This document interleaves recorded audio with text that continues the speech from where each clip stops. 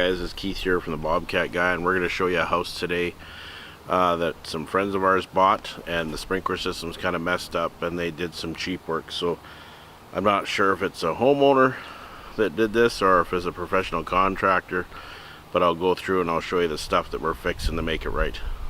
So come with us.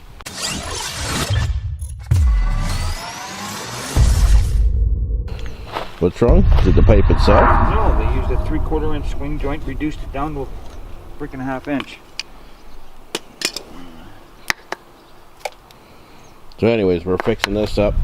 The issue I have is they have a spray head on this one here, and then they got big gun rotators on here, and as you can see here, I'll show you.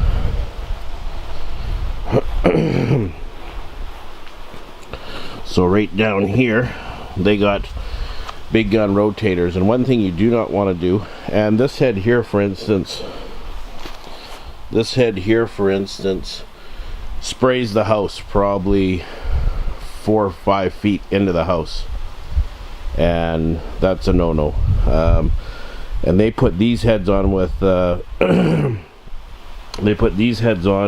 with spray heads, and that's a no-no because these heads have a precipitation of probably like 0.25 gallons per minute precipitation, where the other ones have almost a gallon per minute precipitation. So for instance, these heads here that I'm pointing out, they need about 20 minutes average watering. The head that Mike's fixing, they need 5 minutes. So that area up there is going to get saturated for this area to be just enough water. The other thing we're changing out is, I don't know if you can see here, but they ran speaker wire to the timers. This is just garbage, so I wired in a professional 7-string proper wire that we use on irrigation systems, and as you can tell, these valves are all leaking. So whether we get that today, we're going to tear this all apart. The other reason I don't like having valves up in the air like this is because sun deteriorates the plastic, the UV, and this will all get brittle and this will break over time. So we're going to bury this in the ground with irrigation boxes so it's protected from the sun, and it just cleans it all up. The other issue I have is it comes off copper to plastic, which is okay, but they got no blowout, so now you have to tear this all apart every time you want to blow it out. So we'll fix that for them today also. And we got another big gun head over here which is on the same zone, so we're going to swap these out to MP rotators, and we'll get the same distance, but it'll cover everything, and then we're going to make it all neat and tidy for the guy. And he also has one zone that is not coming on, which I think is due to the speaker wire, so we're going to get that all working for him today too. So stay tuned and I'll bring you back. Okay, so we're back here. We got everything finished. I'll just take you around here and I'll show you this box we did. We cleaned this whole thing up so the manifold's not sitting above ground. We put in a proper blowout system.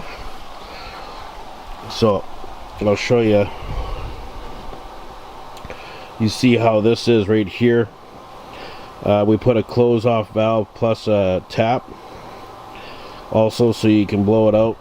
Put the valve boxes down in the ground with the valves, make it look nice and neat.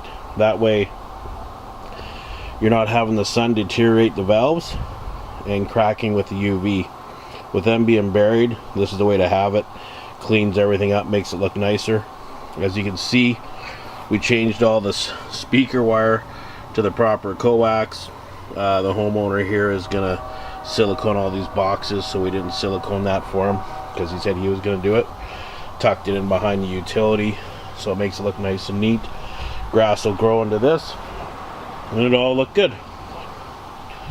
And he's quite happy. We swapped out these heads. We put the MP rotators in here instead of the spray head, so now they'll have the right precipitation for that zone. This is Keith from the Bobcat guy, and we're signing out. Thanks for coming by. Set me until you share